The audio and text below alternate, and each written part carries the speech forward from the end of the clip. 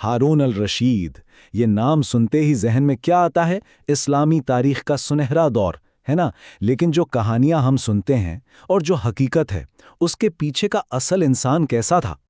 چلیں سب سے پہلے تو اس داستان کی بات کرتے ہیں جس نے ہارون الرشید کو ایک لیجنڈ، ایک افسانوی کردار بنا دیا، مطلب وہ کہانیاں جو شاید حقیقت سے بھی زیادہ مشہور ہو گئیں۔ جی ہاں، الف لیلہ و لیلہ یعنی 1001 نائٹس۔ ان کہانیوں نے ہارون الرشید کی ایک ایسی تصویر بنائی کہ وہ ایک بہت ہی انصاف پسند، بہادر اور ایڈونچرس حکمران تھے۔ اور سچ پوچھیں تو یہی وہ کہانیاں ہیں جنہوں نے ان کی اصل تاریخی شخصیت پر ایک افسانوی رنگ چڑھا دیا، اور پھر حقیقت اور فسانے میں فرق کرنا مشکل ہو گیا۔ تو پھر اصل سوال تو یہی بنتا ہے نا کہ ان کہانیوں کے پیچھے کا سچ کیا تھا؟ وہ اصل انسان کون تھا؟ چلیں آج اس افسانوی پردے کو ہٹا کر دیکھتے ہیں کہ وہ حقیقی شخصیت کیسی تھی جس نے سچ میں تاریخ کا رخ موڑ دیا تھا۔ ہارون الرشید جو عباسی خلافت کے 5ویں خلیفہ تھے، اور جانتے ہیں وہ صرف 20 سال کے تھے جب خلیفہ بنے۔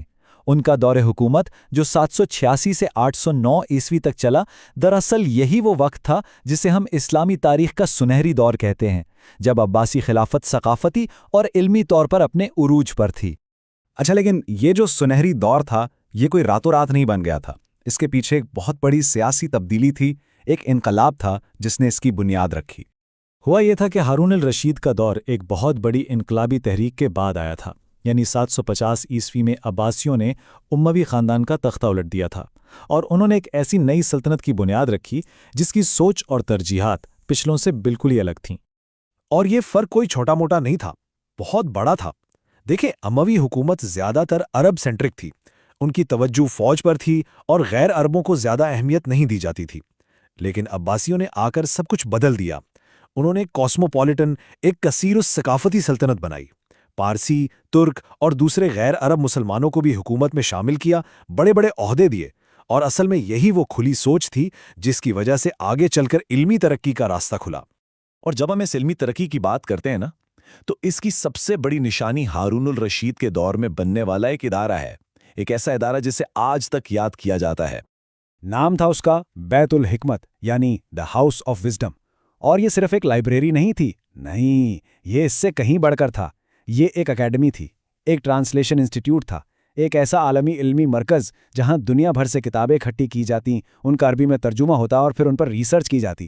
مطلب یہ علم کا ایک پورا ایکو سسٹم تھا۔ اس کے 3 بڑے کام تھے۔ پہلا قدم ترجمہ، یونانی، فارسی، ہندوستانی، ہر جگہ سے علم کی کتابیں لائی گئیں اور ان کا ترجمہ کیا گیا۔ دوسرا قدم اسکالرشپ، دنیا بھر کے بڑے بڑے شاعر، سائنسداں اور مفکر بغداد کھینچے چلے آئے۔ اور تیسرا قدم جدت، اسی علم اور تحقیق کی بنیاد پر پھر میڈیسن، ایسٹرونومی، ریاضی اور فلسفے جیسے شعبوں میں وہ ترقی ہوئی جس نے دنیا کو بدل دیا۔ لیکن ظاہر ہے اس سب کے لیے، اس علمی اور ثقافتی انقلاب کے لیے بہت پیسہ چاہیے تھا، ہے نا؟ تو سوال یہ ہے کہ اتنے وسائل، اتنا پیسہ آ کہاں سے رہا تھا؟ اس کا جواب ہے تجارت۔ ہارون الرشید کے دور میں عباسی خلافت نے سلک روڈ سمیت دنیا کے سب سے اہم تجارتی راستوں پر اپنا کنٹرول قائم کر لیا تھا۔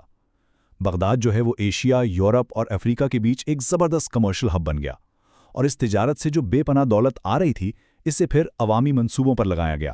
مسجدیں، لائبریریاں، آبپاشی کی نظام اور ہاں، بیت الحکمت جیسے اداروں کی سرپرستی پر خرچ کیا گیا۔ اور ان کی ٹیکنالوجی کتنی ایڈوانس تھی، اس کا ایک بڑا دلچسپ قصہ ہے۔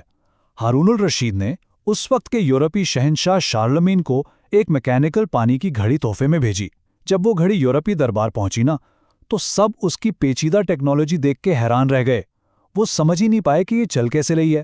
تو یہ صرف ایک تحفہ نہیں تھا، یہ پوری دنیا کے لیے ایک پیغام تھا، عباسی خلافت کے علمی عروج کا ایک کھلا اعلان۔ لیکن کہانی کا صرف یہی ایک رخ نہیں ہے۔ ہارون الرشید کی کہانی صرف علم اور خوشحالی کی داستان نہیں ہے، اس میں طاقت کی بیرہم سیاست بھی شامل ہے۔ ثقافت اور علم کی سرپرستی تو ایک طرف، لیکن ہارون کا دور حکومت ایک ایبسولوٹ پاور کا دور تھا، اور اس کی سب سے بڑی مثال ہمیں ملتی ہے ان کے اپنے سب سے قریبی مشیروں یعنی برامکا خاندان کے ڈرامائی زوال میں۔ دیکھیں، شروع میں تو برامکا خاندان بہت طاقتور اور با اثر لوگ تھے، لیکن وقت کے ساتھ ساتھ ان کی بڑھتی ہوئی طاقت خود خلیفہ کے لیے ایک خطرہ بننے لگی، اور پھر 803 عیسوی میں اچانک سب کچھ بدل گیا۔ हारून ने एक हुक्म जारी किया और पूरे बरामका खानदान को कैद कर दिया।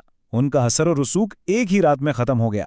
ये एक बहुत बेरहम फैसला था, जिसने ये तो दिखा दिया कि असल ताकत किसके हाथ में है, लेकिन इसने सल्तनत के पूरे इंतजामी ढांचे को भी हिलाकर रख दिया। तो फिर इन सब बातों को जहन में रखते हुए हारून अल रशीद की असल मिरास, उनकी लेगेसी क्या है? अगर हम खुलासा करें तो उनकी मिरास के 3 बड़े हिस्से हैं। सकाफती तौर पर वो फ़नून और उलूम के बहुत बड़े सरपरस्त थे। बैतुल हिकमत उसकी सबसे बड़ी मिसाल है। माशी तौर पर उनके दौर में बेमिसाल खुशहाली आई और बगदाद एक आलमी तिजारती मरकज़ बना। और सियासी तौर पर उन्होंने अब्बासी हुकूमत को मजबूत किया और दुनिया की बड़ी ताकतों के साथ सिफारती ताल्लुकात भी बनाए। लेकिन कहानी यहाँ एक तल्ख मोड़ लेती है। 809 ईस्वी में हारून राशिद की मौत के बाद उनके बेटों में जानशीनी के लिए खौफनाक खाना जंगी शुरू हो गई, और इसी जंग ने न सिर्फ सल्तनत की बुनियादों को हिलाकर रख दिया, बल्कि इस सुनहरी दौर के खात्मे का आगाज़ भी कर दिया। तो आखिर में सवाल फिर वही है, हारून रशीद को कैसे याद रखा जाए? इल्मी रोशनी की एक अलामत के तौर पर, या एक मुतलकुल अनान हुक्मरान की कहानी के तौर पर? शायद सच्चाई ये है कि उनकी विरासत ये दोनों ही हैं। ये एक पेचीदा कहानी है जो एक ही वक्त में इस्लामी तहज़ीब की सबसे शानदार कामयाबियों को भी दिखाती है और ताकत की बेरहम सियासत को भी।